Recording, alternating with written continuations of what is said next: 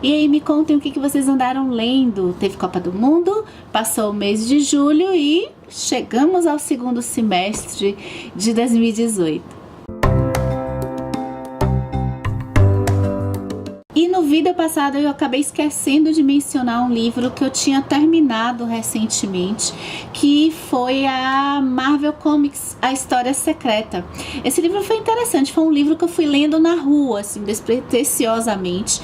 Cheguei nele por curiosidade de saber mais sobre a criação, o processo criativo das histórias da Marvel. As minhas expectativas era conhecer como que esses personagens que eu passei a gostar depois de adulta, olha só o parênteses interessante, a DC Comics, que é o Superman, o Batman, são os personagens, os heróis da minha infância. Enquanto que a Marvel, eu passei a amar esses personagens muito pelas relações que eu comecei a fazer já depois de adulta. E toda essa minha relação de ódio até o amor pelo Capitão América e toda a sua representação em termos políticos me fizeram entender melhor como que esses heróis já foram criados nessa intenção de metáfora do contexto histórico da época. E o livro, ele me atendeu, ele correspondeu às minhas expectativas. Então foi bastante interessante descobrir, por exemplo,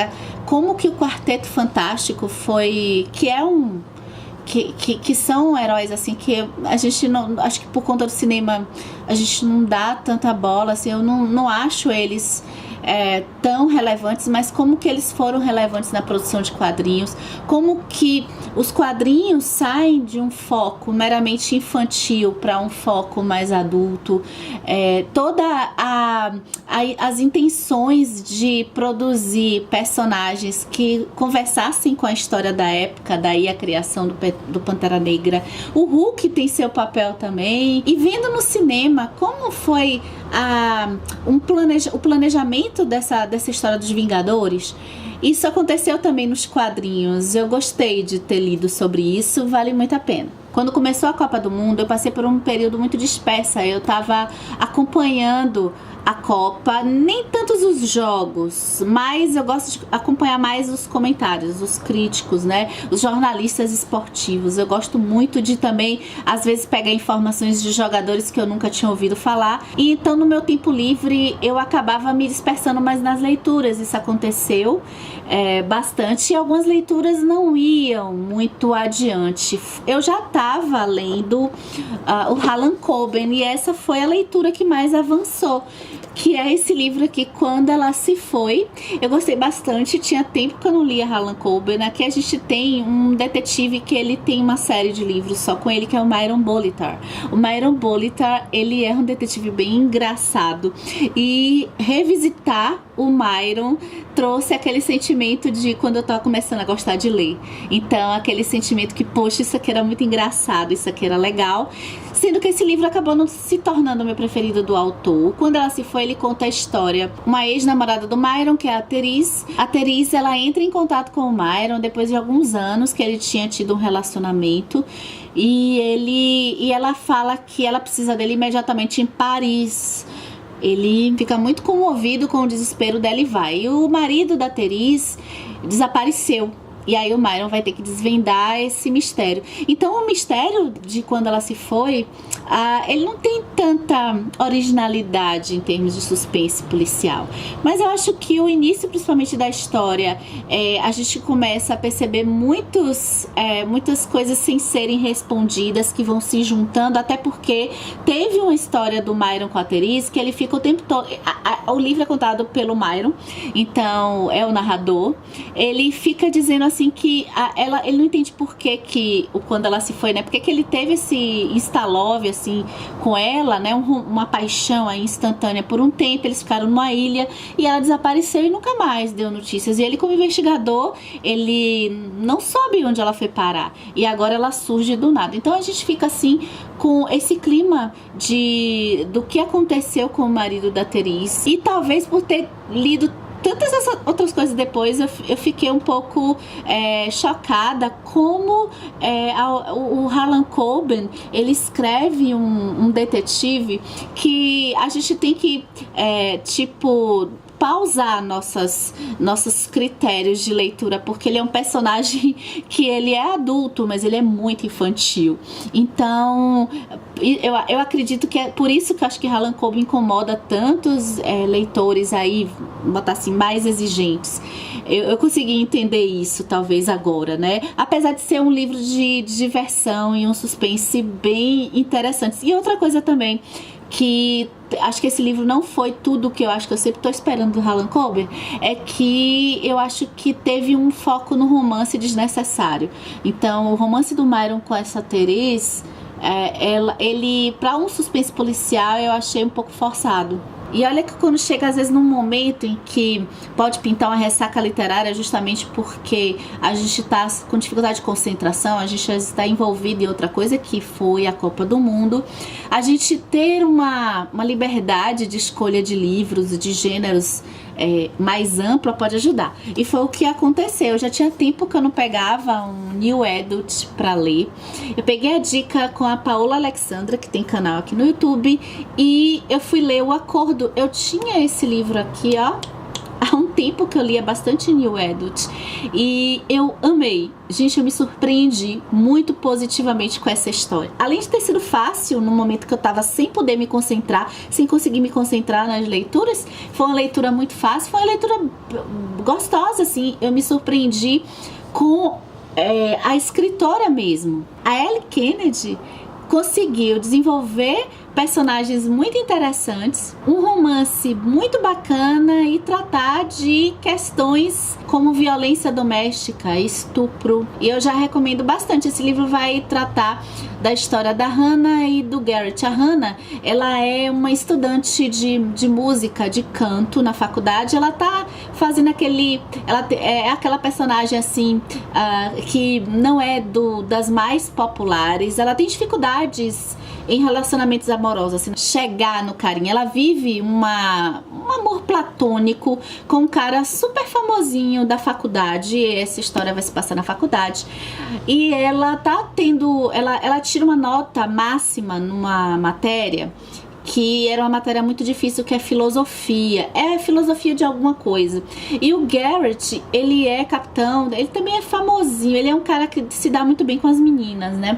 E ele é capitão do time de hóquei. E eu gostei de perceber essa coisa do esporte na faculdade. Eu gosto muito dessas histórias. Então, quando se joga pela faculdade, tem um pouco de que, em alguns casos, né, eu já vi vários filmes em que o estudante, ele tem que também preservar as notas para que ele continue jogando, e ele gosta muito de jogar, e ele se dá muito mal nessa prova. Ele vai pedir para Hannah, que se deu muito bem, que tirou a nota máxima, ajudar ele com a prova final, que ele vai para essa matéria, e aí a gente já sabe mais ou menos o que vai acontecer. Eu peguei também para ler o meu primeiro audiobook. Já tem um vídeo aqui no canal falando sobre a experiência de ouvir uma história, que é diferente da experiência de ler uma história.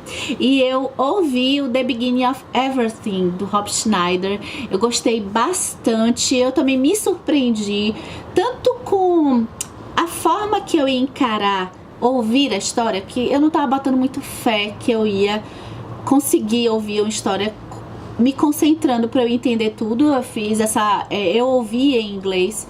Ao mesmo tempo, a própria história, ela me surpreendeu. Ele é um YA de drama, que vai contar a história do Ezra, uma história também muito relevante, de um menino que ele tinha, aí no caso no high school, na escola, ele jogava, e eu acho que ele era capitão também, ele era super popular. Ele vai pegar a namorada dele com o melhor amigo, assim, de amassinhos com o melhor amigo. Nesse mesmo período, assim, próximo, ele vai sofrer um acidente de carro. E ele não vai poder jogar mais. A forma que a Rob Schneider usa para contar vamos dizer assim, esse amadurecimento do Ezra, eu achei bem interessante. Eu ainda quero aprofundar mais em um vídeo para falar mais desse livro. Na verdade, o Ezra, ele vai ter que achar uma forma, ele vai ter que recomeçar realmente como que ele, a sensação, além dessa coisa talvez até um pouco clichê de, ele era o cara mais popular, ele não vai ser mais, os amigos, o melhor amigo dele com a namorada estavam ali se pegando, então ao mesmo tempo o fato dele não ser mais do time, e isso até a gente já viu muitos filmes e normalmente a gente se depara com histórias assim, o YA.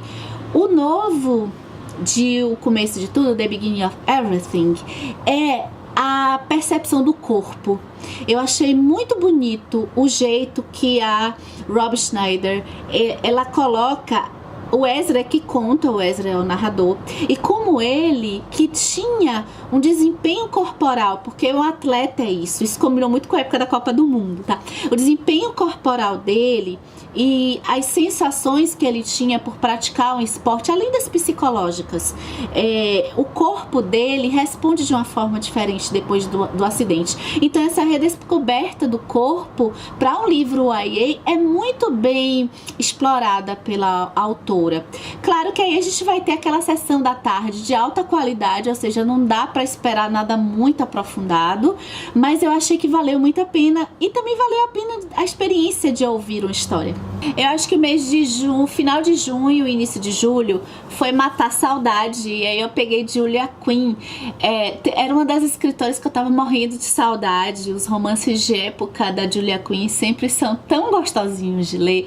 Aqui também eu fui surpreendida positivamente. Eu dei muitas risadas com esse casal de Como Agarrar uma Herdeira. Eu escolhi esse livro quando eu vi atrás. Eu achei assim, eu já comecei a rir atrás do livro, sabe? Quando a gente tem um resuminho do livro.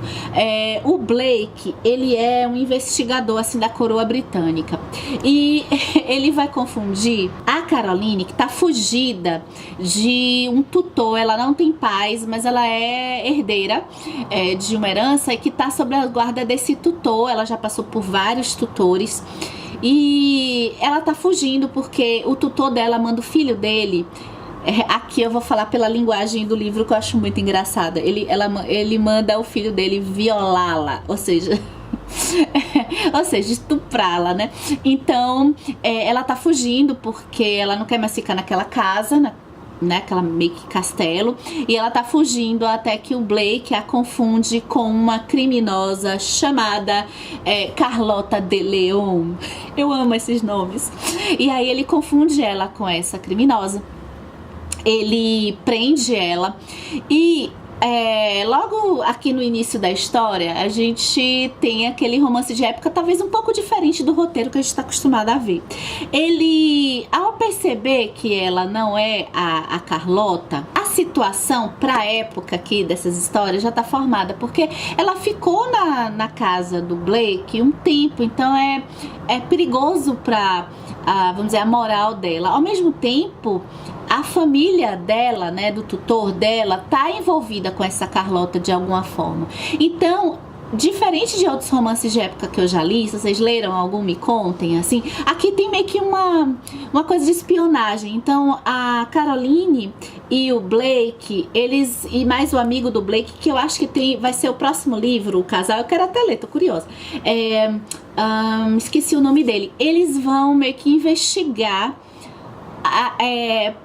a família do tutor dela, e ninguém pode saber que a Caroline tá na casa do Blake. Então aí vai ter um romance, mas tem uma história por detrás também que eu achei muito fofa. E olha que vídeo de leituras pode ser vídeo de dicas também.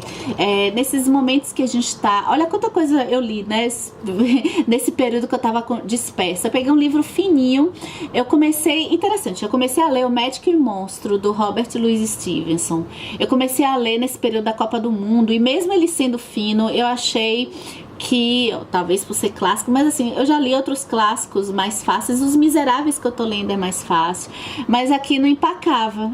Eu fiquei amarrada nessa leitura e só fui realmente pegar ela pra concluir depois que terminou a Copa. Eu gostei bastante de O Médico e o Monstro, mas eu queria ter gostado mais. Eu acho que O universo é muito parecido com Frankenstein em termos do universo gótico. A gente tem aqui a história do Dr. Jekyll, que acontece uma situação ligada a ele que é vista pelo advogado Utterson, que é amigo do Dr. Jekyll, e aconteceu um crime que tem uma ligação com o Dr. Jekyll. E ao final tem meio que deveria ser um plot twist para essa história aqui. E eu acho que é uma pena. Eu acho que eu ia aproveitar mais se eu não soubesse aonde essa história ia levar. Porque os personagens não são tão... não é nem carismáticos assim, mas não envolvem, não tem tom sombrio de certa forma como deveriam ter, diferente de Frankenstein, até de Rebecca, que fica aquela coisa, não tem, acho que ficou tudo muito óbvio e uma pena, né, mas eu gostei muito de ter feito a leitura do Médico e o Monstro. Entrei no embalo de ouvir histórias e fui ouvir uma história da Sophie Kinsella. Muito tempo que eu não leio nada da Sophie Kinsella, e fui ouvir o Finding Audrey. Também bacana. Gostei do tema que a Sophie Kinsella resolveu abordar. A Audrey, ela tem uma doença que se chama transtorno é como se fosse uma fobia de público, tá? Um pouco de síndrome do pânico. A família da Audrey é uma figura. Toda a questão do livro, a narrativa do livro uma família britânica típica, que tem a Audrey, que a gente vai ter mais a história dela tentando vencer esse problema. Ela tem sessões de terapia, ela vai se apaixonar por um rapaz que é um amigo do irmão dela. O irmão da Audrey, que é uma figura, é o melhor personagem ever. Eu gostei mais dele, da mãe da Audrey, do que da própria Audrey. E o irmão da Audrey, ele é viciado em videogames. E a Sophie Kinsella utiliza o humor, que ela sabe muito bem usar o humor pra fazer com que a mãe da Audrey, toda vez que ela tem que lidar com esse problema do filho dela, né, do irmão da Audrey, ela vai meio que pisar no próprio pé, porque ela tem uma atitude que acaba voltando contra ela mesma ou contra a família. Então é a parte mais bem-humorada da história. O arco narrativo da Audrey, ou seja, esse romance da Audrey, acho que foi o que eu menos gostei, mas é bonitinho também. E foi outra experiência de ouvir, que nesse caso eu acho que eu ouvi, apesar de eu ter gostado mais do The Beginning of Everything, eu acho que o áudio pra história da Audrey é melhor, por conta de algumas coisas que eu falo no vídeo do audiobook, que é essas afetações de colocar uma interpretação na voz e condiciona a nossa imaginação. E foi legal, recomendo também ouvir Sophie Kinsella. É uma história também despretensiosa e que vai proporcionar boas risadas aí pra você. De uma hora para outra eu decidi que eu ia ler Objetos Cortantes, da Gillian Flynn. Da Gillian Flynn eu li Garota Exemplar, eu gostei bastante. E aí fui ler Objetos Cortantes com algumas amigas. Eu gostei também. A gente tem aquele clima psicológico de só maluco da Gillian Flynn. Gillian Flynn, aviso aos leitores que Gillian Flynn não tem pena de nós. Então ela lembra muito Stephen King. Eu acabava me lembrando, não sei, eu tô achando assim que talvez eu possa estar falando uma besteira, mas quando eu leio a Gillian Flynn, tem momentos que eu vejo Stephen King contando a história. No Objetos Cortantes, ela vai tratar de assuntos como a mutilação. Ela conta também, ela trata de situação de sufocamento familiar muito forte. Talvez algumas pessoas tenham dificuldades, porque eu acho que, diferente de Garota Exemplar, eu acho que a Gillian Flynn já pega pesado no livro desde o começo. Então acaba que o começo e o final são os momentos mais angustiantes da história. Ela vai contar a história da Camille, que ela é jornalista. O chefe dela pede para ela fazer uma cobertura do desaparecimento de 2 meninas pré-adolescentes na cidade que foi a cidade de origem dela, na cidade que ela cresceu. e ela vai meio relutante fazer a cobertura jornalística. A gente tem aí um crime, um mistério, que é quem que matou essas duas meninas. Todo o desenvolvimento desse romance policial, psicológico, é angustiante muito pela família da Camille. A família da Camille, a cidade, a gente sente que tem também um clima do It, a coisa do Stephen King, porque é uma cidade que também é totalmente creepy, trevosa, e facilmente esse livro fica aí pro gênero de terror, tá? Suspense pra terror. Ah, e lembrando que tem série na HBO, e foi até por causa da série que eu li o livro. E depois que eu terminei de ler o livro, eu fiquei com preguiça de ver a série. Depois eu terminei o 4º volume de Orange e melhorou bastante até, assim, já tava bom, tá? Mas melhorou ainda mais. Que bacana isso aqui, gente. Eu tô com pena de terminar, até porque a Ju, que acompanha aqui o canal, ela me disse que tem mais... acho que 2 volumes, eu não me lembro agora, Ju. Mas assim, ou seja, não vai acabar no 5º, eu vou sentir falta. Vou procurar aí, porque a história tá ficando mais interessante ainda. A Orange é um mangá do Ichigo Takano, ele fala sobre perdas. A história de Orange é de da Nairo, que recebe uma carta dela no futuro, dizendo pra ela olhar mais pro amigo dela. Eu acho que tô segurando errado, né? Aqui, que é o Kakeru, e que a gente vai descobrindo muito sobre a vida do Kakeru, né? Orange conversa muito com essa coisa de amizade, eu acho que de estudantes, de amizade, e também conversa muito como que uma ação ou até uma omissão, não ligar às vezes quando se vê um amigo triste, não ter essa atenção, às vezes, no nosso colega que está ali do lado, nosso amigo, pode até trazer repercussões assim no futuro, que possa trazer um sentimento de culpa. Então, apesar de ser bem leve essa temática, o tema é pesado, mas ele é colocado aqui de uma forma leve, de uma forma muito gostosa de ler, sabe? Então, esse mangá, ele é muito bonitinho e melhorou bastante aqui no 4º volume, tá excelente. E pra terminar, a vida de leitura sempre fica grande. Eu terminei o Crepúsculo dos Ídolos, do Nietzsche, livro de não ficção. Eu comecei a querer, por causa de... Tudo começou em Westworld. E aí, que foi essa série da HBO que eu comecei a assistir, fiquei viciadona, e depois peguei a 2ª temporada e assisti junto lá, como tava passando. Eu peguei Nietzsche, porque tem muito a ver com filosofia, tava com saudade de ler filosofia. Peguei dica da Angela Orhanat, que tem canal aqui no YouTube, eu vou deixar o link aqui embaixo. E terminei o Crepúsculo dos Ídolos. Leitura fininha, mas assim, aquela leitura que tem que ser feita bem devagar, eu acho, que aproveita melhor, porque tem muita reflexão. E vamos continuar lendo Nietzsche. Acho que eu pego o próximo, eu não tenho aqui, mas depois eu vou fazer um vídeo com as impressões que eu tive desse livro aqui, para quem sabe fazer um diário de leitura. E acho que é isso, a gente termina o vídeo de leituras. A gente vai conversando aqui embaixo até a gente se ver no próximo vídeo. Eu vou estar lá, quero ver vocês.